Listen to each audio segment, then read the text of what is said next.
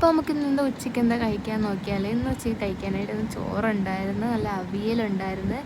ഈ മത്തി ഉണ്ടല്ലോ, ഇത് നമുക്ക് കുറേ നാളായിട്ട് കിട്ടിയിട്ട് ഇന്നാണ് കിട്ടുന്നത്. ഞാൻ ഒത്ത കിട്ടുക കുഞ്ഞു മത്തിയായിരിക്കും, ഇന്ന് വലിയ മത്തി കിട്ടിയതുകൊണ്ട് ഉമ്മ ഒന്ന് പൊരിച്ചത്. എനിക്ക് ഭയങ്കര ഇഷ്ടമാണ് ഈ മത്തി പൊരിച്ചത്. അതും കറിയായിട്ടൊന്ന് മങ്കടക്കറിയായിരുന്നു. ഈ മീൻ കറി എനിക്ക് എല്ലാ കറികളും അല്ല, മീൻ കറി പ്രത്യേകമായിട്ട് എനിക്ക് ചാറ് വെച്ചാൽ ഇഷ്ടമല്ല.